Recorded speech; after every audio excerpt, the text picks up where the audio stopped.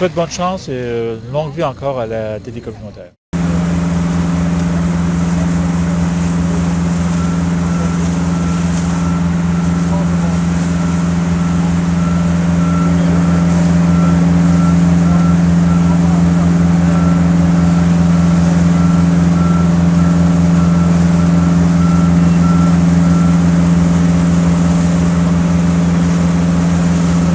Survenu au centre-ville de Saint-Raymond dans la nuit de samedi à dimanche, 1er mai dernier. 4 bâtiments ont été complètement détruits par le feu, dont celui de Derry Télécom, qui abritait les bureaux et l'entrepôt du câbleau distributeur, les studios et les bureaux de la télévision communautaire CJSR, ainsi que l'atelier de couture Sonia Pelletier Collection. Les autres bâtiments détruits par le feu sont un garage, 2 immeubles à logement et le centre esthétique Saint-Raymond. Au moment où on se parle, nous sommes le mardi 10 mai, il est 14 heures. Pour faire le point, 10 jours après ce sinistre, nous accueillons dans notre studio temporaire, c'est-à-dire la salle du conseil de ville de Saint-Raymond, le maire de la ville de Saint-Raymond, M. Daniel Dion. Merci, M. Dion, d'être là. Bonjour. Vous m'excusez de prendre votre place un instant. Non, ça va bien. Merci. Le directeur du service des incendies et de la sécurité publique, M. Jean-Claude Paquette. Bonjour. Bonjour, M. Paquette. Du service des communications avec les médias à la Sûreté du Québec, la sergente Hélène Nepton. Bonjour, Mme Nepton. Bonjour. La copropriétaire et responsable des communications chez Derry Télécom, Mme Nathalie Gagnon. Bonjour, Mme Gagnon. Bonjour. Le directeur général de la télévision communautaire CJSR, Richard Thiboutot. Bonjour, M. Thiboutot. Bonjour. Ainsi que les commerçantes sinistrées Rachel Paré. Bonjour. Bonjour, Mme Paré. Et Sonia Pelletier. Bonjour, Mme Pelletier. Bonjour. Tout d'abord, revenons au début de l'événement durant la nuit de samedi à dimanche, 1er mai dernier. J'imagine, M. Paquette, que vous avez été parmi les premiers à être informés du feu. Racontez-nous, justement, comment vous avez vécu ces premières heures. Bien, disons qu'à minuit 30, le 911 m'a appelé pour m'annoncer qu'il y avait un feu de résidence au 148 Saint-Ignace, Saint-Raymond. Fait qu'à minuit qu'il m'a donné l'adresse, je me doutais un peu où c'était. Fait que j'ai parti immédiatement, je me suis rendu là. Rendu là, la sûreté est arrivée, j'ai dit, il faut vider les loyers parce qu'il y a des résidents encore dans des loyers. Il faut s'assurer qu'il n'y a plus personne dans la maison. Fait qu'on a vidé tout alentour avec la Sûreté du Québec. Disons que la Sûreté a donné une très bonne collaboration. Parce que d'après moi, il y avait un char à Saint-Raymond, puis ils sont arrivés quasiment, je dirais en même temps quasiment que moi, il y avait à peu près 2-3 secondes après moi, ils sont arrivés. Quand j'ai arrivé à ces lieux, moi, j'ai vu que la maison, le logement était complètement en feu. Le feu partait dans l'arrière de la maison, s'en venait vers en avant. Il sortait par les châssis. Et suite de ça, là, j'ai appelé tout de suite le 911 pour m'envoyer en entraide de Saint-Basile, Pont-Rouge et puis Sainte-Catherine en entraide et puis une ambulance parce qu'il me disait qu'il y avait une personne là, qui était blessée. OK. Fait que c'est là qu'on a décollé. Et puis moi, j'ai demandé à Centrale 911 de m'envoyer une deuxième alarme sur les Padgett pour les pompiers de Saint-Raymond, parce que moi, j'ai tout le temps dit aux pompiers de Saint-Raymond, s'il y a quelque chose d'important, je vais tout le temps vous envoyer une deuxième alarme. Fait que si vous avez une deuxième alarme, ça veut dire grouille-toi et viens-t'en. Oui. Là, ça veut dire qu'il faut coordonner tout ça, là, oui. Les pompiers qui arrivent, les camions. Les camions. Comment on s'installe rapidement? Bien, le premier qui arrive, les camions de Saint-Raymond, je les ai installés dans la rue Saint-Ignace. Le premier camion qui est arrivé, il a envoyé de la rue Saint-Ignace parce que ça s'emmenait, la rue Saint-Ignace, si vous voulez, n'est pas tellement large. Il y avait le bloc à M. Claude Duplain qui est approche. Puis les flammes, bien, ils cherchaient à traverser la rue. Ça gognait sur le bloc de Vive-là, gagné sur le bloc à Vidéo Derry. Puis là, bien, c'était le bloc à M. Duplain que je voulais protéger en premier, si vous voulez, parce qu'à la minute qu'on envoyait de l'eau sur... Lui était fini en tôle. À la minute qu'on envoyait de l'eau sur la tôle, on voyait une vapeur sortir, fait que la tôle était déjà chaude. OK. Elle a déjà commencé à chauffer. Et puis après ça, quand Sainte-Catherine est arrivé, j'ai placé Sainte-Catherine, si vous voulez, entre la maison de Mme Julien, son camion échelle, placé pour faire un coup de feu. J'avais déjà un pompier qui arrosait déjà avant que le camion arrive pour faire un coup de feu, pour pas que la maison de Mme Julien prenne en feu non plus. Et puis du côté du bureau de poste, moi, j'avais mis notre truck échelle qu'on a pour faire un coup de feu entre le bureau de poste puis la maison à vidéo des riz. Parce que je savais que là, il fallait que je fasse un corridor, bien de valeur, mais ce corridor-là, je l'écrasais, mais je voulais que je protège le centre-ville, la balance du centre-ville. Oui. Fait que là, j'ai appelé tout de suite Victorin Nero pour qu'ils viennent avec une pelle mécanique pour me donner une chance d'écraser les bâtisses. Oui. Vous avez utilisé l'eau de la rivière également? Oui, on a utilisé, j'avais 2 pompes portatives qu'on a envoyées à la rivière pour avoir de l'eau dans la rivière pour ménager le réseau d'eau parce que je savais que ça prendrait énormément d'eau. Puis je ne voulais pas abaisser trop les réservoirs de la ville non plus parce que le lendemain matin, les résidents, les autres, ils ont besoin d'eau aussi. Oui. Fait que c'est pour ça qu'on a pris de l'eau de la rivière. Évidemment, il y a des gens autour de ça. Comment on fait? Comment on s'en occupe? Les gens, bien, disons qu'à la minute que j'ai été avisé par la Sûreté que j'ai donné la charge à la Sûreté de s'occuper de vider les loyers alentours, à la minute qu'ils m'ont avisé que oui, M. Broquette, il n'y a plus personne dans les loyers. Fait que là, ils surveillaient pour pas que personne ne retourne dans les loyers parce qu'il y en avait qui voulaient retourner dans les loyers. Et puis, c'était dangereux, si vous voulez. On va faire un périmètre de sécurité, mais sur le lot, on ne peut pas surveiller partout. Oui. Puis la Sûreté est allée aussi pour surveiller avec nous autres. Fait qu'on a une très bonne collaboration de la Sûreté du Québec.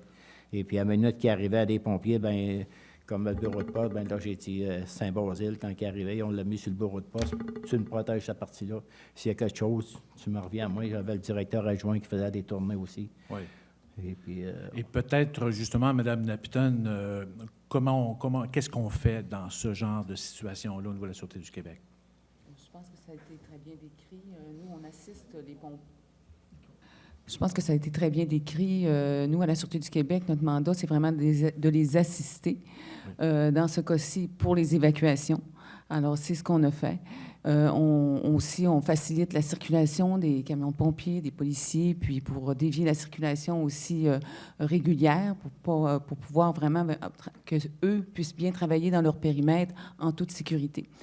Alors, on sait qu'il y a au moins une vingtaine là, de résidents là, qui ont été évacués cette nuit-là. Oui. Monsieur le maire, vous avez été avisé aussi assez tôt, je pense.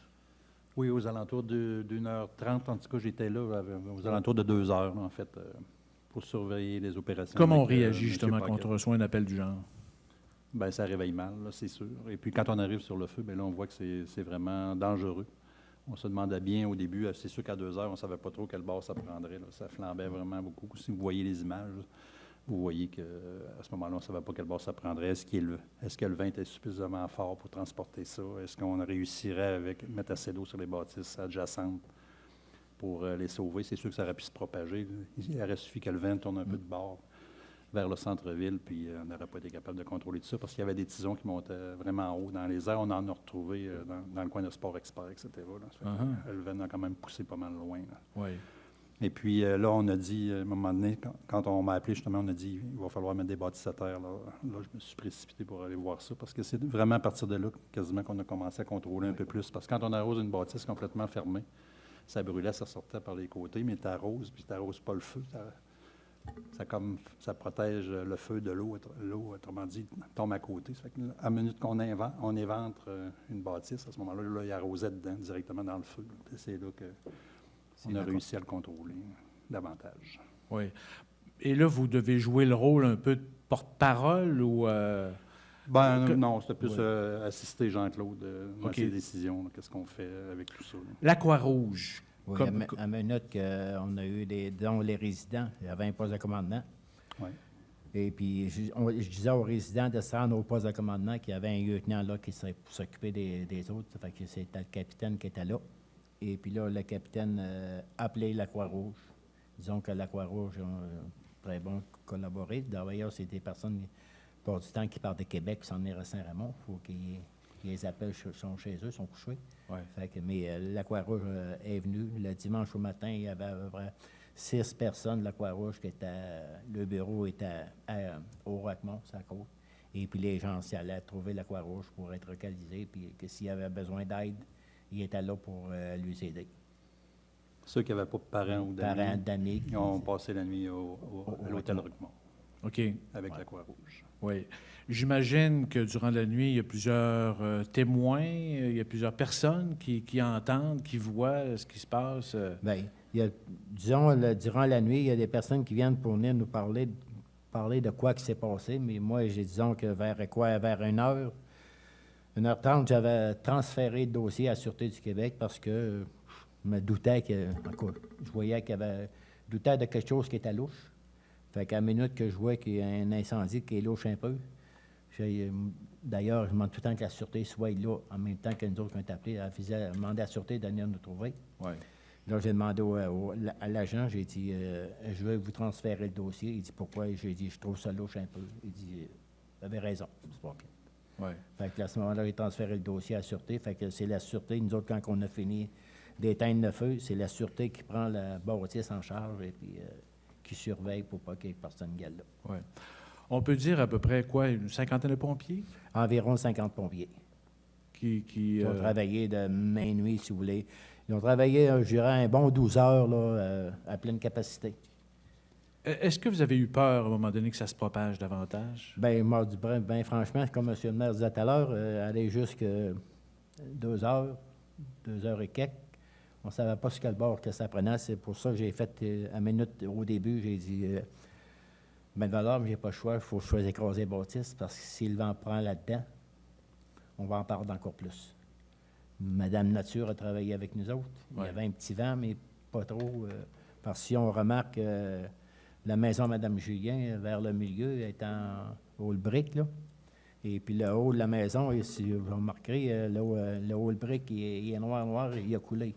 Fait qu'il manquait pas tellement de 1 ou 2 degrés avant que le feu pogne après cette maison-là. Mais on était bon de le maintenir avec les coupe-feux qu'on avait de boyaux qui arrosaient pour empêcher le feu de pénétrer en dessous. Parce que si le feu aurait pénétré dans la couverture, ben de valeur, mais la bâtisse, on l'aurait perdu. Oui, parce que l'histoire nous rappelle justement des événements dramatiques. Oui.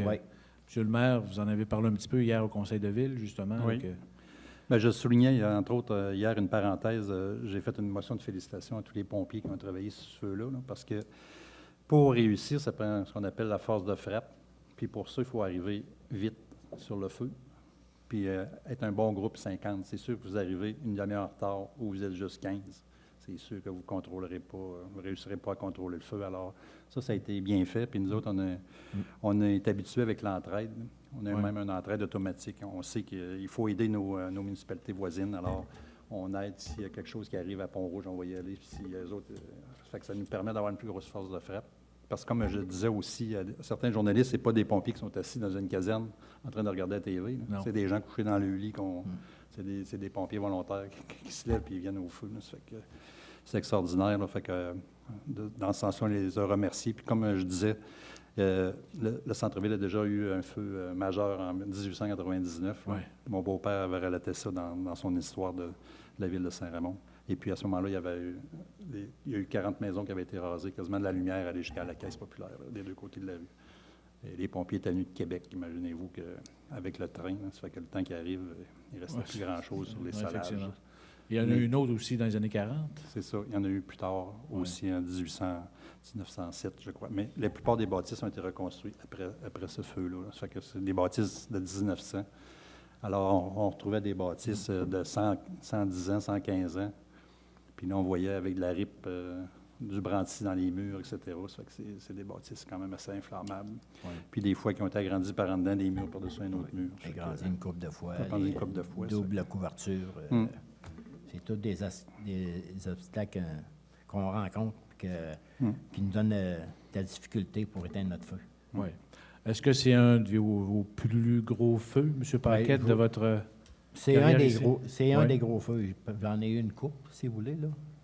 Mais dans le temps, depuis que je suis directeur, je vous dirais que c'est un des gros feux. Oui. On va passer une Courte pause, on va écouter une courte entrevue que nous a accordée le ministre de l'Emploi et de la Solidarité sociale, ministre responsable de la région de la Capitale-Nationale, les députés de Charlesbourg, M. François Blais, lors de sa visite à Saint-Raymond. Et par la suite, on va parler des pertes matérielles et l'impact aussi dans le milieu de ce feu. Monsieur le ministre. Bonjour. Parlez-nous un peu de ce que vous ressentez quand vous voyez ce genre de dégâts-là dans un centre-ville comme Saint-Raymond. Quelles sont vos premières impressions? Quand on voit, quand on le sent, parce qu'il y a encore l'odeur du soufre, hein, donc l'incendie s'est passé récemment, c'est très touchant. Là. Heureusement, là, il n'y a pas eu de mort d'homme, des blessés, mais très peu. On voit que ça aurait pu être bien pire. Hein. C'est ça, ma première remarque, c'est que c'est assez sérieux comme incendie, mais ça aurait pu être bien pire. On est quand même heureux. Oui. Moi, je suis ici aujourd'hui pour donner le support du gouvernement du Québec, en compagnie de M. Caron, qui est le représentant du député, M. Matt, à qui j'ai vu parler un peu plus tôt de la situation. Il est à l'extérieur du pays, mais il s'enquiert continuellement de la situation. Oui. Quelles sont les aides, justement, que peut apporter le gouvernement du Québec dans ce genre de situation-là? Saint-Raymond est habitué d'avoir des problèmes plus d'eau que de feu ces dernières années. Quand il s'agit d'incendies, en général, les individus, les entreprises sont assurées pour les incendies, normalement. Là, donc ça, c'est une bonne chose. Le maire m'a dit qu'il y a quand même des préoccupations. C'est quand même un beau centre-ville, une belle rue principale qui a été restaurée ces dernières années. Ils avaient obtenu des appuis financiers des gouvernements, notamment pour respecter un peu le cachet historique là, des lieux. Est-ce que c'est possible d'imaginer qu'une contribution pourrait venir ou bien du gouvernement fédéral ou provincial pour une reconstruction qui aurait cette sensibilité-là au cachet là, des lieux? Je pense que dans les prochaines semaines, ce genre de discussion qu'on pourrait avoir avec le maire. Oui. Et vous apportez aussi le soutien, tout ce qui tourne autour de la sécurité civile et tout ça, aussi le gouvernement dans ce genre de situation? Oui, la sécurité civile est déjà présente. Elle était présente dès le début des événements. Je vais en profiter pour souligner le travail des pompiers. Ils ont été près d'une cinquantaine en pleine nuit. C'est très clair qu'ils ont pu sauver une grande partie du périmètre là, grâce au travail qu'ils ont fait. Je veux les féliciter parce que oui. Ça devait être extrêmement impressionnant quand c'est arrivé là, au milieu de la nuit. Oui. Alors, M. Blais, merci beaucoup. Je vous souhaite bonne chance et longue vie encore à la télé communautaire. Merci beaucoup. Au revoir. Outre les résidents évacués et relocalisés qui se retrouvent donc sans leur logis, ainsi que les propriétaires des immeubles et les commerçants, l'impact majeur auprès de la population aura été les communications pour plus de 8600 abonnés de Derry Télécom. Madame Nathalie Gagnon, comment vous avez vécu justement cette mauvaise annonce chez vous à l'abbé? Bien, c'est sûr que c'est une tragédie. Sur le coup, quand on reçoit l'appel, nous, il était à peu près 1 h du matin. Alors, à 1h30 déjà, on était en rencontre-conférence pour faire le point. Et puis, de tout de suite de voir ce qu'on pouvait faire pour rétablir les services le plus tôt possible. On était très, très conscients de la coupure de services et du fait que toute la population, allait se réveiller au petit matin, puis n'allait plus avoir leur service de télécommunication, notamment la téléphonie. Uh-huh. C'est assez majeur. On est toujours préoccupés par rapport au service 911. Alors, pour nous, c'est important que les équipes, de considérer déjà la bâtisse comme perte totale, de considérer au départ qu'on n'avait plus notre centrale, afin que les travaux soient accélérés au maximum pour une reconstruction. Alors, dès 3 heures du matin, nos ingénieurs étaient déjà sur place et nos équipes de d'autres régions sont venues prêter main forte à nos équipes ici pour déjà voir à la reconstruction ou à la fusion des gaines de fibre optique, oui, pour être sûr que quand on aurait accès au site, où on pourrait tout de suite pas perdre 1 minute et remettre les services en marche. Alors, pendant la nuit, je vous dis que Derry Télécom à l'abbé, parce que c'est notre siège social, fonctionnait déjà au petit matin comme en plein lundi matin. Alors, toutes les équipes ont prêté main forte. Ça a été un bel exercice de solidarité. Mm-hmm. Et ici aussi, parce que quand on l'a su au matin, ça nous déconcertait. On comprend qu'on était déconcertés un petit peu par la situation, bien évidemment. Mais ce qu'on savait, c'est qu'on est tout du monde dans la région. Et on le savait qu'on allait avoir l'appui des gens de région. On ne s'est pas trompé. Parce que la Ville a été là pour nous, le service d'incendie, la Sûreté du Québec, ça a été toute la population avec leur appui. Tout le monde est venu prêter main forte, nous ont appelés, sont venus à nous pour nous offrir de l'aide. Et ça nous a porté, on était comme d'une bulle, si vous voulez, pendant tout l'événement. Ça a porté nos équipes aussi à travailler sans relâche, parce que ça a travaillé jour et nuit à relais pour remettre les services. Et on est vraiment fiers d'avoir rétabli les services en dedans de 46 heures. Ben oui, parce que vous avez une bonne nouvelle, le bunker, si vous voulez, a été préservé, tout l'équipement, serveur et tout. Oui, ça a été la bonne nouvelle. Ben, on peut voir que M. Derry était visionnaire, hein? Oui, c'est vrai, c'est lui qui avait fait construire le fameux bunker pour protéger la centrale. Et d'ailleurs, c'est le même modèle de bunker qu'on retrouve ailleurs, parce que M. Derry a reproduit ce même bunker-là ailleurs, et on l'avait déjà mis malheureusement à l'épreuve, parce qu'on a vécu en 2003 le même incident à nos installations de l'Abbé, encore un bâtiment qui était plus historique. M. Derry aimait l'histoire, faut croire, parce qu'on était encore d'un bâtiment similaire. Et puis le bunker, avait résisté de la même façon, ce qui nous avait porté espoir qu'il soit intact. Et d'ailleurs, je pense que le service incendie a prêté main forte tout de suite, parce que nous autres, notre directeur des infrastructures réseau s'est déplacé de la baie tout de suite dans la nuit pour venir et a prévenu tout de suite les pompiers. Il faut que vous la bâtisse, c'est pas grave, mais il faut protéger la centrale. Et le service incendie s'est tout de suite mis à l'œuvre pour protéger la centrale. Alors ça a été vraiment d'une grande aide. Et puis, c'est le fait que la centrale, c'est sûr, a été debout, là, qui a fait en sorte qu'on a pu arriver rapidement. Mais ce qu'il faut savoir, c'est à partir de les petites heures du matin, il devait être 6 heures quand on a fait une deuxième rencontre d'équipe, et on avait trouvé 90% des équipements étaient là. On a de la redondance des équipements, dans les équipements. On a des équipements de relais. Donc, les équipements étaient prêts à se mettre en route ici, à Saint-Raymond, pour débuter une reconstruction de centrale assez rapidement. Parce que c'est difficile à comprendre, la redondance, je pense, pour tous les gens. Des fois, le monde posait des questions. Oui, mais vous n'avez pas une redondance pour les services quand ça va mal. Oui, il y a une redondance dans le transport des données. Alors, tout le réseau de transport, lui, est redondant. Ça, on le sait. Un réseau, c'est fait comme une toile d'araignée. Alors, on peut rediriger les services dans d'autres petits chemins comme une toile d'araignée. Cependant, quand on parle de la centrale, bien, c'est un petit peu comme si c'était la pompe. Tu sais, comme notre système d'aqueduc, mettons, à la ville. Alors, la centrale agit comme ça. Fait que oui, les services sont là, mais ça prend un cœur, une pompe pour aller donner de la puissance, aller distribuer, c'est ça, dans chacun des foyers. Et quand, là, on n'a plus notre réseau de distribution, bien, c'est là que ça devient difficile. Et lui, il n'est pas redondant. Tu sais, comme on ne peut pas prendre une station d'épuration et en construire complètement, mettons, une à côté, puis dire au cas où qu'elle, elle lâche, je vais prendre l'autre. Et également, on ne peut pas en construire une de relève qui serait, mettons, localisée à la baie qu'on pourrait transporter, parce que les équipements diffèrent d'une région à l'autre, parce que c'est des équipements qui sont calibrés pour pousser une certaine puissance, pour s'assurer d'une constance dans chaque foyer. Donc, ce n'est pas tout à fait c'est les mêmes équipements en gros, mais tout le calibrage, il y a certains équipements qui diffèrent selon la géographie de l'endroit où ils se trouvent. Par contre, bien, c'est ça. On a des équipements de relève pour aller le plus rapidement possible s'il arrive un bris. Oui. Parce que là, vous étiez propriétaire, en fait, de ce bâtiment depuis quand exactement? Oh, le bâtiment en tant que tel, ça, je ne saurais pas vous dire depuis quand. Là. Je sais que Derry Télécom, c'est 1954, oui, là, mais oui. je ne pense pas que M. Derry, je ne sais pas combien d'années, il a opéré dans un autre local, même je pense qu'il était chez lui à ses débuts. Oui. Exactement la bâtisse, quand on est tombé propriétaire, là, je ne sais pas. C'est pas grave.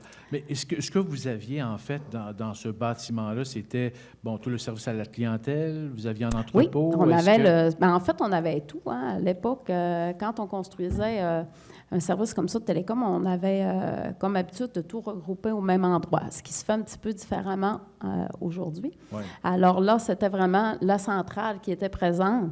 C'était tous les équipements réseau, tous les équipements clients, là, d'installation client. Alors, tout notre inventaire s'y trouvait et également le service à clientèle, en plus des autres commerces qui étaient avec nous, là, qu'on abritait. Oui.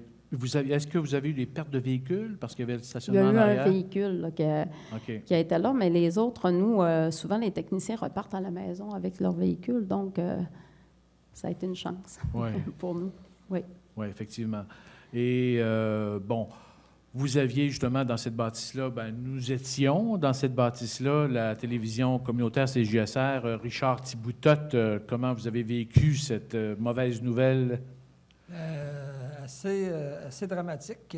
Moi, j'ai eu un appel de mon fils qui était en train de prendre une bière, comme on peut dire, dans le centre-ville et qui m'appelle à 1h30 du matin. Il dit le bureau de poste, puis CJSR est en feu.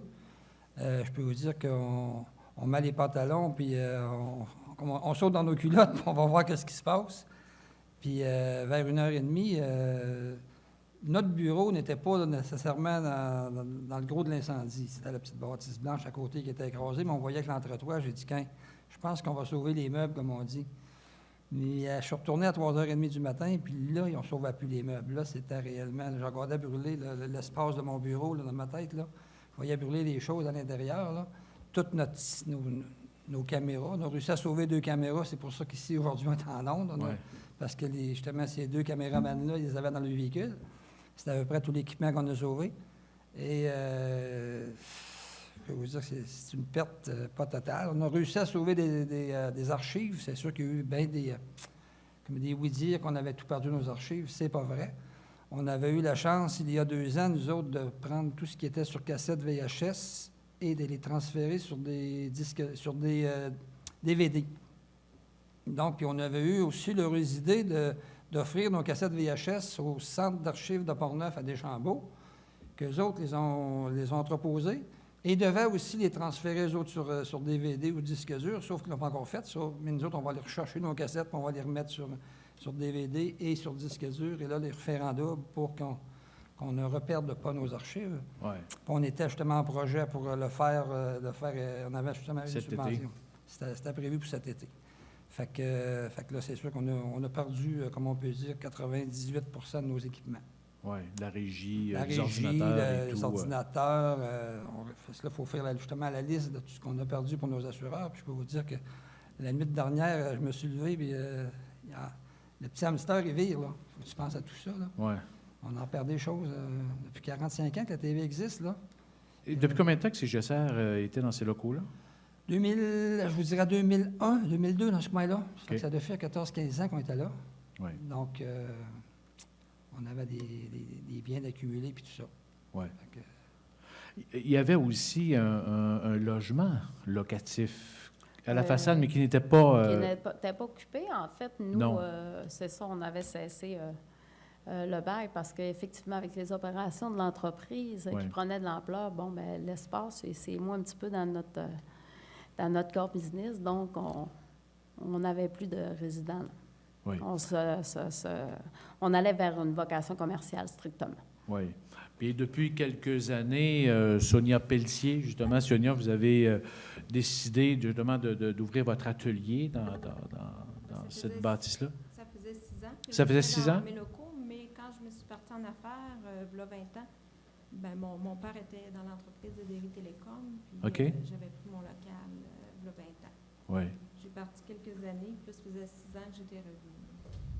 Parlez-nous de votre entreprise. En fait, c'est un atelier de couture. Vous aviez des patrons. Qu'est-ce que vous aviez comme équipement et tout? Tout le gros du taillage se faisait là. On produit des vêtements pour les cliniques dentaires qu'on vend partout au Québec, au Nouveau-Brunswick. Mes couturières sont à l'extérieur, par exemple. Ouais. Il n'y avait pas beaucoup de couture qui se faisait là, mais disons que l'inventaire était assez élevé là, présentement. Puis moi, je venais juste de faire ma nouvelle collection, qu'on débutait le taillage dans la semaine du 2 mai. Comment on vit cette mauvaise nouvelle? C'est un désastre, là. Je ne sais pas comment je vais faire. Je vais essayer de me repartir, mais j'ai à peu près 300 modèles qui ont brûlé, là, 300 modèles de patrons qui ont brûlé. J'avais un échantillon de chaque modèle. Des fois, je repense à tout ça, là. C'est de la création, hein. Fait que ça se rachète pas, là. Il faut vraiment que moi, je le refasse. Puis il n'y a pas personne d'autre qui peut le faire. Oui. Vous avez reçu un appel durant la nuit. Comment ça s'est passé, là? C'est ma fille qui a eu des textos dans la nuit. Vers 1h du matin, elle est venue me réveiller en me disant « Maman, il y a un feu dans le village. » Fait que je me suis levée, puis je suis allée voir. J'ai débarré à bâtisse. Il n'y avait pas personne de DERI. J'ai débarré, je m'en allais chercher des choses, puis les pompiers m'ont arrêté. Ouais. Vous aviez combien d'employés? Normalement, j'en avais 5. Là, présentement, j'en avais 4. Là, ouais. OK. Qui travaillaient là, dans ce bâtiment-là? Non, qui travaillaient dans le bâtiment, normalement, c'était 2. OK. Les restes, c'est des couturières qui sont à la maison, mais que c'est des employés. Oui. Et si c'est des patrons, etc., pour comme des uniformes, est-ce qu'il y aurait moyen de lui venir en aide, puis que chacun rapporte un uniforme en question, puis à ce moment-là, vous pourriez refaire votre patron? Non, mais je veux dire, les gens... Peut-être qu'il y a les gens ont une le façon vieux qu'on pourrait vous aider. J'ai commencé à appeler tous mes clients. Je n'ai pas fini, là, mais j'ai commencé OK. à appeler mes plus gros clients pour commencer. Puis c'est ça, ils m'offrent de l'aide, de me retourner des vêtements. Ouais, c'est ça, oui. Il y en a qui m'ont offert des machines à coudre. Bien, sûrement, si les gens sont j'ai eu généreux, toutes s'ils sortes savaient de- quoi faire, là, je pense que Ouais, ça c'est serait sûr, facile c'est sûr. d'amener ça. C'est sûr que c'est faisable, là, mais c'est l'énergie. Oui, c'est Puis du là, travail. disons que le mois que j'ai à faire, c'est vraiment de la paperasse, là, puis de penser à tout ce que j'ai, là. Parce que l'inventaire était plus élevé qu'à l'habitude, là. Mhm. Là, dans le bâtiment juste à côté, c'est le Centre esthétique Saint-Raymond qui était en fait en opération. Rachel Paré, comment vous avez vécu ça? J'ai eu le téléphone sur mon téléphone cellulaire, je pense à 1h30. Je me suis rendue sur les lieux, il était rendu 3h du matin. Malheureusement, j'ai vu l'ampleur des dégâts, que ma bâtisse, moi, était complètement démolie à 3h environ. Je venais d'ouvrir mes portes depuis le 7 mars. Ça faisait 1 mois et demi qu'on était en opération. Donc, c'est vraiment malheureux, tout ce qui s'est passé. Qu'est-ce que vous aviez comme équipement employé? Parlez-nous un peu de votre entreprise. Dans le fond, on était 4 esthéticiennes. J'avais 3 travailleurs autonomes avec moi. On avait l'équipement d'esthétique, des machines aussi de traitement spécifiques en traitement anti-âge. 2 machines qu'on était capable quand même de sortir quand même rapidement avec les pompiers. OK. Puis, c'est pas mal ça, là. Oui. Et là, on se retrouve à plat.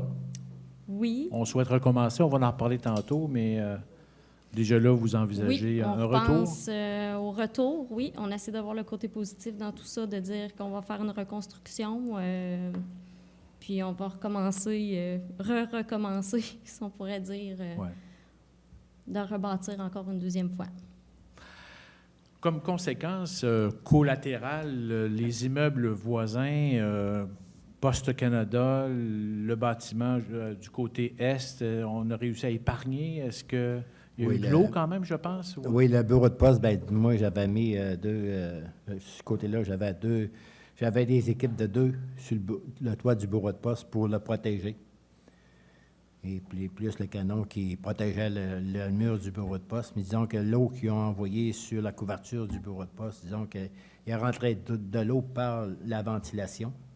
Disons que ça a endommagé une coupe de tuiles, si vous voulez, au plafond. Et ça a été le dégât qu'ils ont eu, les autres, le bureau de poste, ça a été par l'eau. OK. Mais ils ont été bons. Ça se nettoie quand même Disons- assez facilement. Oui, il y avait de la fumée, disons, qui avait rentré par la ventilation, là. Il a fallu qu'ils fassent un ménage, faire un ménage par une compagnie pour être capable de redécoller le bureau de poste. Le lundi, disons, qui a été fermé, ça a été le grand ménage. Et puis le mardi matin, les portes ouvraient au public pour redistribuer la malle. Parfait. Parce que On va maintenant écouter un extrait du message que le député de Portneuf à l'Assemblée nationale, M. Michel Matt, a livré ce samedi sur le site du sinistre. C'est arrivé cette nuit, puis c'est important pour moi de venir vous voir et de vous dire voici ce qu'on a fait à mon bureau. J'ai appelé M. Dion, le maire, quand je l'ai appris. J'ai parlé avec François Blais, le ministre régional, puis avec mon bureau. On a fait au niveau là, de sécurité publique. hein. On a regardé s'il y avait différents programmes qui s'attachaient. Il n'y en a pas. Ce qu'on nous dit qu'au niveau de sécurité publique, habituellement, c'est les assurances là, qui couvrent ça. Oui, je n'ai des assurances. Bon, vous avez des assurances. Vous êtes chanceuse malgré là, votre malchance. Oui. On a regardé aussi au niveau des autres programmes. Là, je vous le dis, puis c'est toute réserve parce qu'on est en démarche de négociation, compte tenu que les bâtisses, il y avait un cachet patrimonial. Je regarde, là, mais je vous le donne sous toute réserve, je regarde au niveau du ministère de la Culture s'il n'y a pas une possibilité de venir en aide. Puis je vois le directeur général qui m'écoute là, religieusement. Là. Je suis en démarche actuellement pour pouvoir regarder. Je sais que la télé communautaire, vous célébrez le 45e anniversaire cette année aussi. Là. On va regarder qu'est-ce qu'on peut faire pour vous aider, pour venir en aide. Je regarde pour les gens qui sont soit sinistrés ou quelque chose. On a, pour les programmes d'aide de dernier recours au Centre local d'emploi, on est capable de venir en aide. Si jamais il n'y avait pas d'assurance, on pourra à ce moment-là regarder. Mais ce qui est le plus important de retenir pour les fins, c'est vous pouvez toujours appeler à mon bureau, puis on va vous réorienter là, aux endroits que c'est important. On attend suite à l'enquête. OK? Ça prend l'enquête. Si jamais, là, on pense que c'est peut-être là, une main criminelle, mais on n'est pas sûr. Il y a toujours un programme qu'on appelle IVAC, là, c'est Indemnisation des victimes des actes criminels.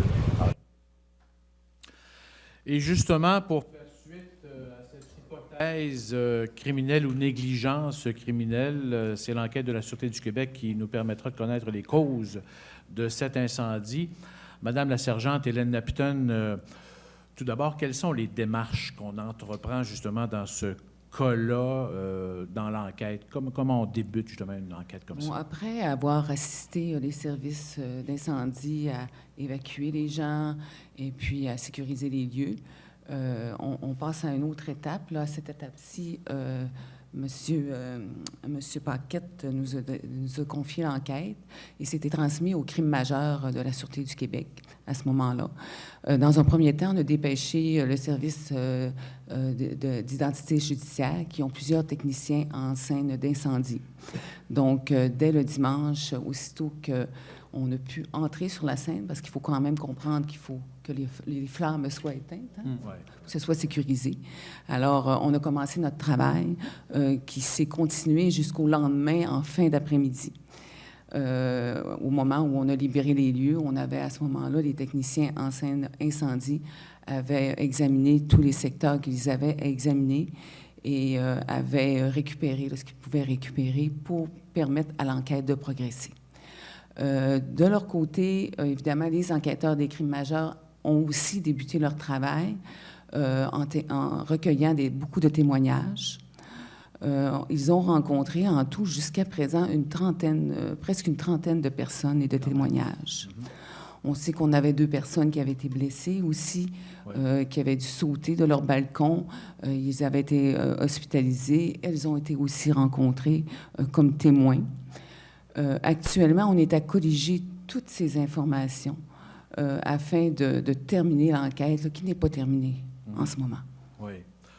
Donc, ça se continue justement, mais il n'y a plus de fouilles de terrain ou est-ce que des gens peuvent témoigner encore? Est-ce que... Oui, tout à fait. S'il y a des gens qui ont des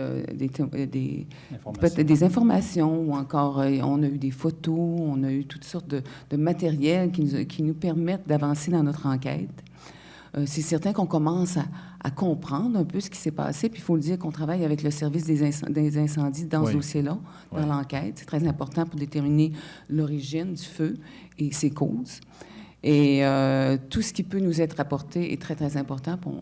On demande aux citoyens, là, si vous avez de l'information, de communiquer avec nous. Oui. Mais est-ce qu'on peut penser au feu d'artifice? Ça a été amené comme une hypothèse. Elle n'est pas écartée. On n'a rien écarté actuellement. Okay. On regarde tout. Vous comprendrez que quand même une trentaine de témoignages, plusieurs pièces à examiner, des photos. Il faut vraiment prendre le temps. Puis lorsqu'on ce sera terminé, bien, on partagera nos conclusions d'abord avec les gens qui sont impliqués. Oui. Et puis, ce sera disponible, nos conclusions, évidemment, là, pour la population en général. Oui, parce que, est-ce qu'il y a une incidence au niveau des assurances lorsque c'est criminel ou... Écoutez, je ne pourrais pas m'avancer du côté des assureurs. Ouais. Nous, c'est pas tout à fait notre partie. Non. Nous, c'est vraiment le côté policier, là, puis afin de déterminer avec le service des incendies l'origine et les causes de l'incendie. Est-ce qu'on peut penser à un échéancier ou... C'est Pas difficile possible, pour c'est difficile nous. Là, aussi, oui, c'est ça, exactement. Ça va prendre le temps qu'il faut là, pour tout bien analyser, mais vous soyez assurés que lorsqu'il y aura une conclusion, on sera certaine et ce sera hors de tout doute à ce moment-là. Oui. Donc, on rappelle que les gens qui souhaiteraient encore vous rencontrer, qui ont des informations privilégiées, que vous êtes, bien entendu, ouverts à toute Oui, information. tout à fait. Photos, vidéos, témoignages. Des fois, ce sont de petites choses, hein, mais qui peuvent être très importantes lorsqu'on les recoupe avec les autres témoignages. Oui. Parce que, M. Paquette, vous aviez plusieurs en ville. C'est pas nécessairement l'enquête, là, nécessairement, mais on a pensé beaucoup aux appareils de Oui, on a pensé pyrotechnie. beaucoup au feu d'artifice, au pétard. Parce que j'écoutais M. Duplain hier, qui Oui. même avait entendu, justement, des... Parce que, bien, quand j'ai arrivé, moi, sur les lieux, t'avais une demi-heure après, il y en a qui sont venus me trouver. Et ils m'ont dit, avant que le feu pogne, on avait attendu péter des pétards. Oui. Fait que c'est pour ça que quand on a des doutes, bien, on transfère ça à la Sûreté du Québec. Les autres, ils ont des spécialistes pour faire enquête. Et puis, On pourrait revenir, justement, là, peut-être au niveau de la réglementation en tant que telle, là, parce que sûrement vous allez, la municipalité, davantage être plus prudent. Ça nous a amené à revoir C'est un ça. peu. Moi, j'ai demandé un peu qu'est-ce qu'on avait comme réglementation, parce que les gens nous ont dit, bien, on entend régulièrement des feux d'artifice dans la ville, etc. Moi, j'ai dit, je l'apprends avec vous, là, parce qu'on n'a jamais eu de plainte formelle. Après ça, on a vérifié à la ville, parce que si on a des plaintes, parce qu'on a une réglementation là-dessus, il faut être à telle distance des maisons, 60 mètres d'une maison. Donc, il n'y a aucun... Tu ne peux pas faire de feu d'artifice dans le centre-ville. Il n'y a pas un endroit qui était à cette distance-là. Donc, tu peux peut-être en faire dans des rangs ou même avec une permission. C'est prévu d'avance. Puis, il y a une amende de 300 $ si tu le fais, etc. Mais on n'a jamais eu à l'appliquer vraiment. Alors, s'il y a des gens qui savent des choses, ça serait tout bien important de le dire, comme vous dites. Il y a peut-être des gens qui faisaient ça à répétition. Oui. Puis des gens aussi, on a dit, des fois, on en entendait, mais quand le temps d'aller sur les lieux, bien là, qui l'a fait, tu le trouves à personne. Ça fait que... Mais c'est des informations. Nous autres, on a une réglementation, mais on n'avait jamais eu à l'appliquer jusqu'à maintenant. Alors, c'est quand même grave si le feu dépend de... Moi, je dis que c'est pas... D'un jeu? Ben, c'est de la négligence, comment on appelle ça, de la négligence, mais ça va être de la négligence criminelle quand même, parce que c'est créé vraiment des dommages importants, puis ça aurait pu causer la mort aussi. On était chanceux de s'en tirer de cette façon-là. Évidemment. Et évidemment aussi, devant ces pertes importantes, la vie continue, il faut se retrousser les manches et reprendre les opérations tant bien que mal. Qu'est-ce qui se passe à partir de maintenant au niveau des citoyens, M. le maire, qui sont relocalisés? Bien, ils sont encore pris en charge, en fait, par le service de la Croix-Rouge, etc. là.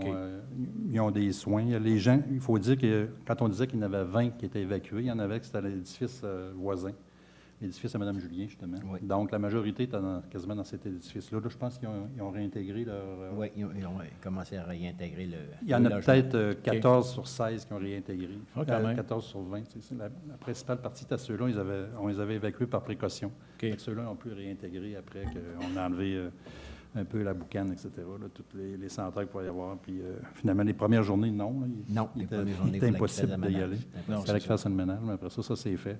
Okay. Alors, il en reste 6 ou 8, là, puis on a une liste de noms qui ont été pris en charge. Et puis, comme on dit, il y en a 2 qui sont blessés là-dedans, qui ont été soignés. Après ça, ils sont pris en charge aussi par le service de santé, soins de santé de Port-Neuf.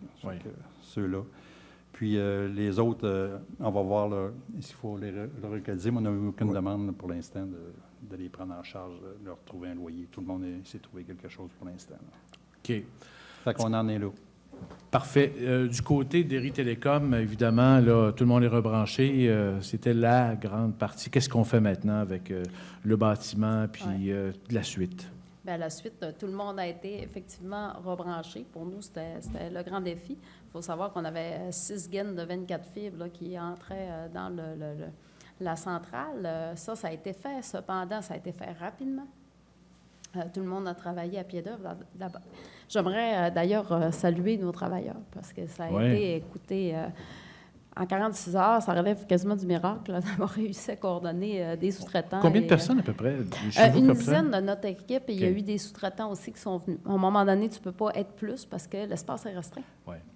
Le site aussi, pendant un bout, la Sûreté du Québec nous a quand même permis là, d'avoir un corridor d'accès pour la centrale, sans quoi on n'aurait pas arrivé. Parce que nous, un coup que Hydro-Québec a été rétabli, tu sais que les travaux, les gens, il fallait d'Hydro et tout, il fallait qu'il y ait accès au site pour pouvoir travailler. Mais quand le courant a été remis dans les 11 heures, ça a pris entre 15 et 20 minutes pour que tous les services reviennent. Fait qu'on attendait vraiment. Après, on était prêts et on attendait après l'électricité. Alors, un coup que tout ça est fait, mais pour nous, il faut solidifier. Il faut finir le travail dans les règles de l'art. Alors, nos équipes travaillent toujours d'arrache-pied pour continuer ça. Parce qu'il faut dire que, en fait, vos clients, ce n'est pas juste à Saint-Raymond. Il y a Non, Pont-Rouge, en fait, il y a Pont-Rouge, plusieurs Saint-Marc des municipalités, là. Carrières, Saint-Alban, bon, C'est ça. Lac-Sergent et bien d'autres. Une là. douzaine de municipalités. C'est ça. On couvre quand même tout le territoire.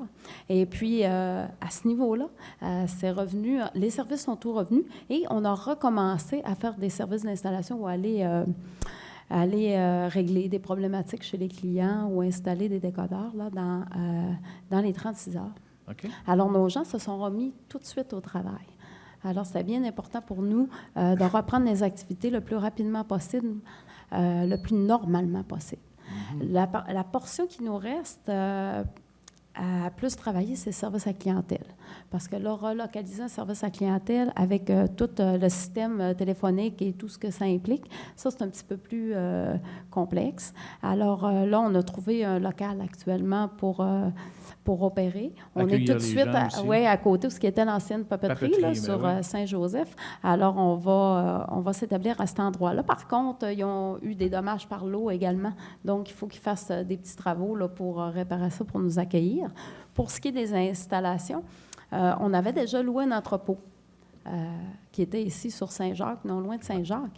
Et il y a un local qui est un ancien, mon Dieu, vous m'avez dit tantôt, ils vendaient des tondeuses. On a des tondeuses dans le garage sur Rocher-les-Garrigues. Fait qu'à ce niveau-là, on va pouvoir mettre à la fois un entrepôt et localiser nos installateurs là, pour qu'ils soient bien logés, parce qu'on sait qu'on va en avoir pour un bout quand même.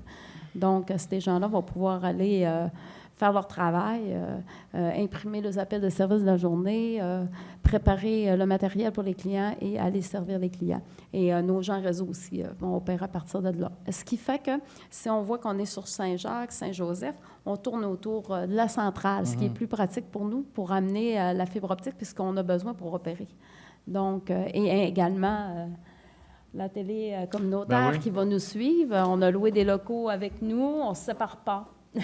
Non, c'est On ça, est hein. ensemble depuis un bout. On ne se lâche pas. Puis ça nous prenait des infrastructures Comme je qui disais, étaient proches. on est siamois avec des riz.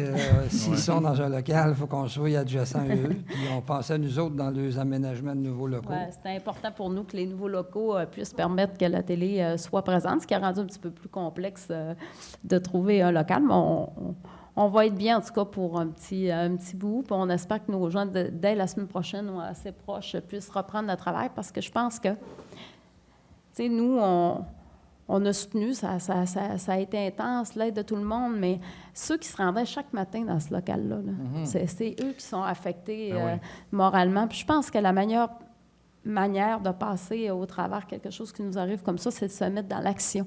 Puis, malheureusement, nos installateurs sont mis dans l'action tout de suite. Nos techniciens réseau ont travaillé dès les premières minutes, mais nos gens de service à la clientèle sont passifs depuis ce temps-là. Ben oui. Fait que pour eux, là, c'est très important de reprendre très, très rapidement. Oui. Parce que, est-ce qu'il y a eu de l'impact, cet arrêt de travail-là, les a touchés concrètement? Bon, on s'est ou- assuré que ça ne les touche pas. OK.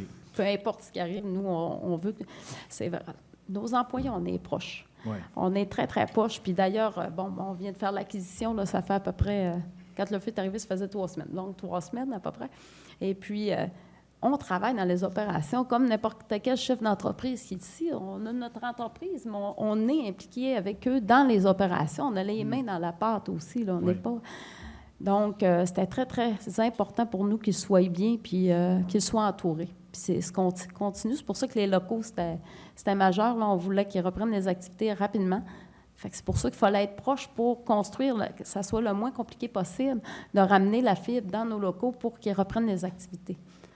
Où en êtes-vous dans votre réflexion d'une relocalisation future? Ah, ben là, ça va falloir être patient parce qu'il faut attendre tous les résultats des assurances et c'est ça, il faut attendre. Puis vous comprendrez que on avait beaucoup d'équipements. Ouais. C'est assez complexe, ça. On avait beaucoup il y a beaucoup d'éléments à valider. Donc, pour les assureurs, ça fait beaucoup de documents à fournir, d'inventaire. Heureusement, on a centralisé quand même, les serveurs sont à la baie pour ce qui est de l'administratif, ce qui fait en sorte qu'on peut avoir les données plus rapidement, mais quand même, à l'heure actuelle, on n'a pas fini de fournir tous les documents nécessaires aux assureurs. Mm-hmm. Et après quoi, on va voir ce qui est possible pour nous de faire dans le contexte. Oui. Mais pour l'instant, les gens peuvent téléphoner? Oui, nous, là, dès le jour 1, ce qui arrive, c'est que, là, on parlait de redondance, tantôt, tout a été retransféré à la baie. Ouais. Fait que les gens, oui, on peut appeler. Ce qui est arrivé au matin, par exemple, quand les gens nous appelaient à partir des cellulaires et tout, il y a tellement eu un volume d'appels en même temps. On a reçu 2500 appels. C'est très gros, hein, 2500 appels en peu de temps. Mais là, les lignes sont venues saturer au moment donné. Mais pour nous, ça a été le grand défi. Comment communiquer avec nos clients? Ben oui. Il n'y avait plus de TV, plus de téléphone. Fait que ça a été beaucoup... tout de suite, on a mis avec Facebook les sites web, les messages téléphoniques mis à jour aux 2-3 heures, selon que l'information rentrait. Et puis, les médias ont été d'un grand, grand secours. Tout de suite, ils nous ont contactés et ont prêté main forte et on a pu utiliser tous ces moyens de communication-là pour rester près de nos gens. Alors, dès la première minute, on a transféré les appels. Le service client, les gens pouvaient être répondus. Oui. Richard Thiboutot, au niveau de la télévision, bon, c'est sûr que ça chambarde un peu la programmation. Un peu, oui. Comment on s'organise? On s'est organisé, on s'est réunis tout de suite le lundi matin. On a fait, comment on dit ça, une table autour de la table dans la cuisine chez nous pour voir qu'est-ce qu'on fait. C'est quoi l'étape suivante. Comme j'ai dit à mon monde, tantôt, il y aura l'avant, puis il y aura l'après. Donc, il y aura l'avant le feu, puis après le feu. Je pense qu'après, on va prendre des leçons de tout ça, puis aussi, je pense qu'on va être très bien installé avec la nouvelle reconstruction de Derry qui aura lieu dans 2016-2017. Et on sera encore probablement en haut d'eux autres, on espère, et avec tout l'équipement neuf, parce que c'est sûr, comme je disais tantôt, tout a brûlé ou à peu près. Donc là, on est à faire les achats. En train de racheter des caméras, 3 caméras, on a commandé hier. En train de racheter la régie, tous les équipements, parce qu'on a des contrats qui s'en viennent en juin. Donc, il faut être équipé pour ça. Une chance que la Ville nous prête ici la salle du Conseil, qui est à nous autres, notre studio numéro 3, numéro 2, qu'on peut dire. Merci, Monsieur le maire. On avait des équipements ici qu'on ne se servait peu beaucoup parce qu'on tournait le conseil municipal avec nos équipements HD depuis, je pense, quasiment 3-4 mois. Là, on est revenu à l'ancienne technologie.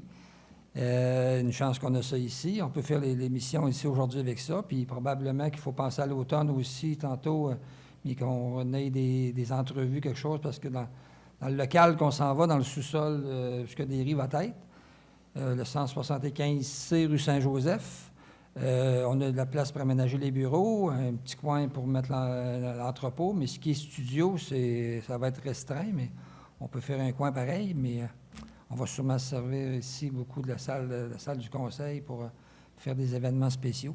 Ouais. Mais on sort tous les manches, toute l'équipe est là. Je peux vous dire, comme je dis, lundi matin, on est à 14 dans la cuisine chez nous, là. Puis tout le monde lâchait des larmes durant la fin de semaine. Puis on se disait, bon, cette heure, faut passer, on s'en va par en avant. Puis c'est quoi? Là, dites-moi qu'est-ce que ça prend. Puis là, il faut faire nos inventaires, nous autres aussi, comme Mme Gagnon dit. Les assureurs disent, OK, je t'avance de l'argent, mais fais-moi des listes, là, parce que moi, je veux savoir qu'est-ce que tu avais. Ouais. Fait que là, on est là-dessus cette semaine. Et on est bien assuré aussi, ça, c'est pas un problème. On va avoir des équipements flambant neufs, ça, on peut rassurer la population là-dessus.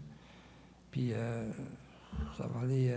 on suit les... Ce qui est triste, c'est qu'on lançait le HD. On lançait le HD aujourd'hui. Nos équipements. Aujourd'hui, le 10 mai à 10 h, Derry à la baie pesait sur le piton. Puis c'était pas réversible. C'était HD, on tombait sur le 703 aujourd'hui. On avait tout hâte. La journée qu'on se parle, on avait tout hâte. Tout le monde était sur le quai-vive aujourd'hui. Puis ça arrive une semaine avant. Fait que voulez-vous? Ce n'est que remet plus tard. Ça, c'est sûr que C'est ça. les autres à la baie sont prêts. Là, c'est nous autres à Saint-Raymond qui est plus prêt. Ouais. Mais on sait qu'on s'en va vers là. Là, pour l'instant, là, les jeunes, hier, le conseil, ils l'ont syntonisé sur le 6. On m'a dit que le télé numérique redevenait fonctionnel demain ou après-demain. Donc, le 106 redevient En fonctionnel. fait, la télé numérique, le numérique Le numérique, de Saint-Raymond, parce que c'est Saint- le numériseur de la télé locale qui a brûlé. c'est ça. OK. Puis lui, il était dans le local, il n'était pas dans le bunker, donc c'est pour ça C'est qu'il ça. fallait avoir l'équipement. Là, ils Donc, réinstallent 6, ça. 106, 3 et 103. 3 et 103, ça, le 3, c'est différent. Là. Actuellement, Ouais, on est sur le c'est 6. Il faut passer OK. au 3 après ça. Là. Là, c'est les gens qui sont les ingénieurs de tout ça, des canaux là, qui font l'ingénierie, qui vont décider comment on peut rétablir le plus facilement possible avec ce qu'on a. OK. C'est ça, là. Parce que le 103 est diffusé dans l'ensemble du Non, réseau. le 103, il est Saint-Raymond seulement actuellement. Est-ce qu'on Le dit- 106? Non. Le 106, il est Saint-Raymond. Le 103, c'est le régional. C'est Fait ça. que- C'est CJSR. Le 103, c'est CJSR. Oui. Le 6, c'est le canal local. Normalement, c'est la messe et les conseils de ville. Et là, on diffuse actuellement sur le 6. OK. Et le 3, c'est... Là, Mais il n'y a pas d'échéancier Non, encore. ce qui arrive, c'est qu'il faut attendre là, les résultats de nos gens qui travaillent sur le dossier, parce que vous comprendrez que malgré que la télé communautaire est très, très importante, je pense qu'on a travaillé tout de suite, d'ailleurs, pour avoir le conseil de ville Oui. très rapidement, mais il y a beaucoup de travail à faire. Et puis, ils sont en train de finaliser ça. Et on devrait avoir des nouvelles assez vite, parce que ça a été mis quand même en grande priorité. Ouais. Donc, on devrait avoir des résultats. Dès qu'ils vont pouvoir le remettre à l'ensemble et tout, si ça se fait dans les prochains jours, ça va être fait. Oui. Et on peut dire aussi qu'on va utiliser quand même la distribution web pour Oui. faciliter Les gens vont la mettre, communication on va mettre aussi. comme la journée d'aujourd'hui va être sur le web. Le conseil municipal d'hier il va être sur le web aussi. C'est sûr que c'est pas dans la vision de mettre toutes nos émissions sur le web, mais pour l'instant, ça va dépanner. Oui. Et parce que les gens ne peuvent pas nous regarder différemment. Mais c'est sûr qu'on revient à la télé après ça c'est bien entendu. Oui. Et, non, c'est sûr qu'ils peuvent nous suivre là-dessus. Et on va reproduire aussi l'émission Info CJSR une fois par semaine, le Oui. jeudi, de 17h à 18h. C'est ça qu'on a dit, hein, c'est Ouais. 17h à 18h, Ça monsieur ressemble à ça. Beausoleil, On va en oui. reparler. Il me semble qu'on va en reparler, mais On il me va semble que c'était continuer à ça. couvrir avec plaisir la région, effectivement. Peut-être revenons à Rachel Paré. Rachel, on se retrousse les manches et qu'est-ce qu'on Oui. fait maintenant? Là? Quels sont vos échéanciers? vos On objectifs? pense tout de suite à la reconstruction, sûr, dans un délai qu'on va voir avec les assurances aussi. La Chambre de commerce de Saint-Raymond nous a proposé des beaux locaux qui sont présentement en construction. Donc, à partir soit de la semaine prochaine ou l'autre semaine, on devrait être en fonction là, dans les 2 nouveaux locaux de la Chambre de commerce de Saint-Raymond. Puis, grâce à Derry Télécom aussi, ils nous ont transféré les appels du commerce sur mon téléphone personnel. Fait que j'appelle notre clientèle à pouvoir nous contacter là, encore au même numéro de téléphone. Rappelez-nous vos services. Service d'esthétique et soins du corps aussi qui étaient disponibles. Donc, à partir dans 2 semaines, peut-être? Environ 2 Environ semaines. 2 semaines. Ouais, la clientèle On en peut nous reparlera appeler aussi. au numéro de téléphone 418-987-8563 pour nous rejoindre. Super. Sonia, maintenant, revenons à vous. Vous étiez dans la réflexion tantôt. Est-ce que la réflexion devient plus claire? C'est certain que moi, je voudrais me repartir, mais là, ça va prendre plusieurs mois. Là, c'est pas la même chose. Là. Ouais. C'est des mois de travail. Moi, je ne vois pas avant 6 mois sûr que je ne pourrais pas rien livrer à aucun client. Là. Comme le mentionnait le maire tantôt, comment on pourrait vous aider? Comment les gens pourraient vous aider? On vous Je envoie vais une y copie envoyer de des chaque- vêtements d'écoute, je pense. une copie de chacun de nos vêtements. Envoyer des coudes, ça va faire ses patrons. Oui, c'est ça. C'est On de va y prêter des repartir, gens pour puis des de me coudes. refaire un inventaire. OK. C'est vraiment... Comment on peut vous rejoindre maintenant? Par courriel. Par courriel. Moi, j'ai contacté tous mes clients par téléphone, mais là, on communique par courriel présentement. Je n'ai même pas pensé à transférer la ligne. Ça a été Ouais. comme trop vite, là. Moi, j'ai presque appelé tous mes clients, mais disons que par courriel, j'ai eu beaucoup d'offres de mes clients, de voulez-vous nous le l'aide. donner? Mais moi, il faut que je pense comme il faut, parce qu'après 20 ans, là, c'est... Dans le domaine du vêtement, c'est pas si facile que ça. Il faut que je fasse une réflexion avant de dire que je repars. Puis, si je repars de la même manière. Voulez-vous publier votre courriel? Non, c'est pas nécessaire parce que moi, Pas de je ne vends problème. pas publiquement. C'est un réseau des boutiques à travers le Québec pour Nouveau-Brunswick. Fait que j'avais pas nécessairement de clientèle qui venait, juste un petit peu, là. OK, c'est vrai, J'étais ouais. pas ouvert au Ouais, je public. Et puis, non, je vous dirais que j'ai assez de choses à penser comme ça que ça va être assez pour le moment. Écoutons maintenant l'intervention du député fédéral de Portneuf, Jacques Cartier, Joël Godin, le mardi 3 mai à la Chambre des communes à Ottawa.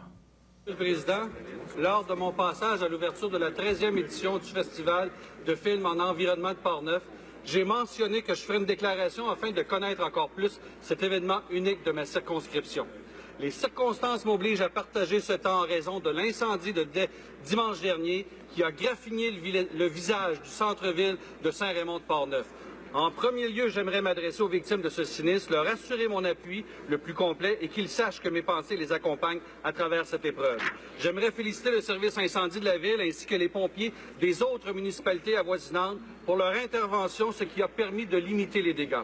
Un coup de chapeau au maire, M. Daniel Dion, qui a été un bon leader dans les circonstances. La bonne nouvelle, c'est qu'il n'y a aucune victime. Je connais la force de caractère des citoyens de Saint-Raymond. Ils ont toujours démontré qu'ils sont capables de se retrousser les manches et de se mobiliser pour faire face à ce genre de situation. Nous sommes une communauté solidaire et nous nous remettrons ensemble de cette épreuve. Ce feu laisse donc un trou béant au centre-ville de Saint-Raymond. Il faut penser reconstruction, évidemment. Comment on envisage ça du côté de la ville et des propriétaires des immeubles? Comment on entend prévenir aussi ce genre de sinistre? Peut-être, M. Dion, à partir des règlements municipaux actuellement, comment on veut aider les gens à reconstruire dans cet espace selon les nouvelles normes? Mais c'est sûr qu'on a été immédiatement avec des permis de démolition puis des permis de nettoyage. Je pense que les gens les ont tous en main. Là, c'est une question de délai, comme on parlait tantôt des assurances. Les gens, il faut qu'ils prennent le temps de le faire. Puis on va nettoyer ça au plus vite parce que c'est sûr que c'est pas joli dans le centre-ville aussi. Et puis, mais vu que c'est des entreprises privées, bien, c'est eux qui vont nous soumettre des projets, finalement, d'immeubles, s'ils veulent reconstruire, etc. Là, à cet effet-là, nous, on va les accepter. Notre service d'urbanisme va être à leur disposition. Ouais. Pour les accepter dans les meilleurs délais. Là, c'est déjà fait, ça. Et puis, c'est sûr que vous savez qu'on a un PIA dans le centre-ville. C'est un programme d'architectural. Parce que tous ces bâtiments ont été rebâtis, les façades, avec un programme il y a 15-17 ans, je crois, avec rue principale. Alors, on a repris des photos d'époque, puis on a essayé de refaire des façades avec la même architecture d'il y a 100 ans. Là. Ça fait que c'est sûr que si on refait quelque chose, on va essayer de maintenir un peu cette... c'est sûr que ce ne sera pas une bâtisse en tôle qu'on va faire au bout de ça. Ça fait qu'il faut que ça respecte un peu cette architecture-là. C'est la seule affaire.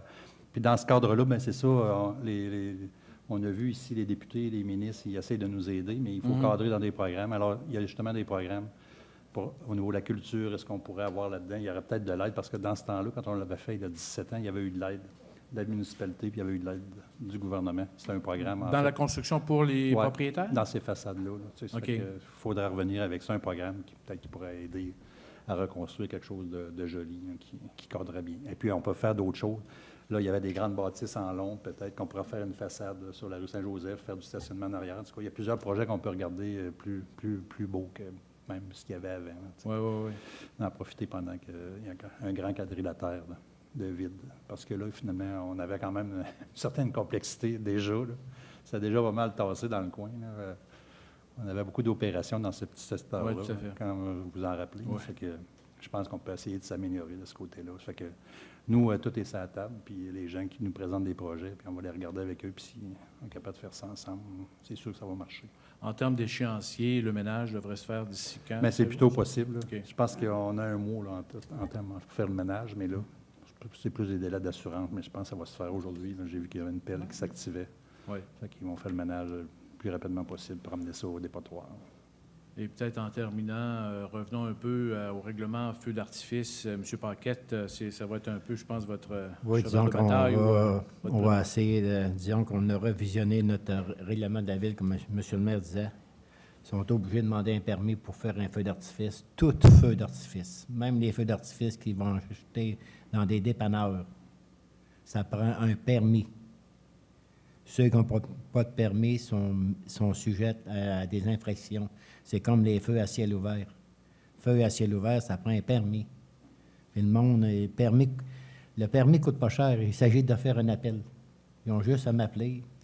Oui, ils appellent le 911, ils sont pas capables de me rejoindre. Le 911, les autres sont tout le temps capables de me rejoindre. Et puis, ça prend des permis parce que ceux qui n'ont pas de permis, cette valeur sont en infraction. Ils vont tomber en infraction, puis ils vont savoir ça par la mal. Ils vont être obligés de payer. Parce qu'il faut savoir que quelqu'un demande un permis. Oui. Bien là, M. Paquette est au courant. Ça fait que s'il reçoit un appel le soir, qu'il se passe quelque chose dans le secteur, bien, il sait que c'est lui qui a donné un permis. Donc, c'est permis. Mais s'il ne sait pas, bien, il peut aussi bien se ramasser avec encore des pompiers sur le site. Quand je donne un permis, moi, il faut que j'appelle le 911 comme dire à quelle adresse que j'ai donné un permis. S'il y a quelqu'un qui passe, il y a un voisin qui appelle, y a-t-il un permis? Les autres, ils regardent la liste. S'il n'y a pas l'adresse qu'ils donnent, s'il n'y a pas de permis, ben, de valeur, clenche le piton, puis les pompiers vont ça. Tu sais, les gens ne le savent pas, mais au cours des dernières semaines, c'était très dangereux pour le feu. On a vu des avis de la Ben oui, en feu. plus.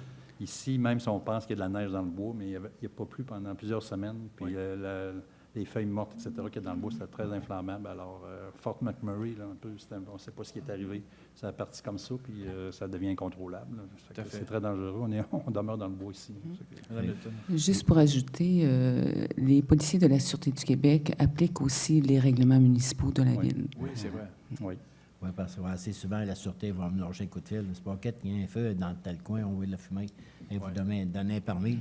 Quand je dis non, il me donne l'adresse, puis je dis va tout de suite pour le faire l'éteindre. Parce que le petit foin sec, là, jaune qu'on voit avant que ça vienne vert, là, ça, c'est comme du gaz. Il arrive un petit coup de vent, là, bouf, t'es parti.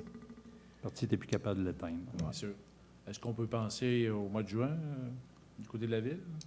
Oui, je pense que on peut penser très rapidement. Moi aussi, une petite parenthèse, des fois, on ne pense jamais. On parle souvent de nos backups. Là, quand les entreprises, ils ont des backups à faire des informatiques. Hein. C'est vrai. Là, on se rend compte que si on devrait maintenant, ils appellent ça le cloud, on peut faire des backups dans les nuages, à l'extérieur de ta bâtisse. Si les entreprises réussissaient toujours un peu, la ville, nous autres, on travaille ça beaucoup. Fait que la journée qu'arrive un incendie, bien, tu prends les informations que tu as là, puis tu repars comme si de rien n'était. Mais on n'est pas tout rendu là. Mais ça nous fait quand même penser à ça, que c'est drôlement important. Puis des entreprises comme CGSR, bien, c'est quasiment impossible à réaliser. C'est quasiment impossible à réaliser parce que ça coûte des frais là, quand même quand on fait ça. Mais c'est quelque chose qu'il faut penser de plus en plus à nos entreprises. Tout à fait. Alors, ça complète donc cette émission spéciale sur cet incendie au centre-ville de Saint-Raymond le 1er mai dernier. Merci à nos invités. Merci à vous de vous être prêtés à l'exercice. Merci à Stéphane. Merci à Tony, Serge, Réal, qui était... Non, je pensais qu'il était là, mais à la caméra et aussi à la régie. Merci à vous, à la maison, de nous suivre. Info CJSR, comme on le mentionnait tantôt, sera diffusé sous une formule différente ce jeudi 12 mai ou pour les 4 prochains jeudis de 17h à 18h. Tout porte à croire, donc, comme on le mentionnait tantôt, que les canaux 3 et 103 seront rétablis. Alors, surveillez les journaux pour plus de détails. D'ailleurs, un petit clin d'œil à mes collègues des journaux dans la salle aujourd'hui. Alors, ici Michel Beausoleil, merci à vous et à bientôt.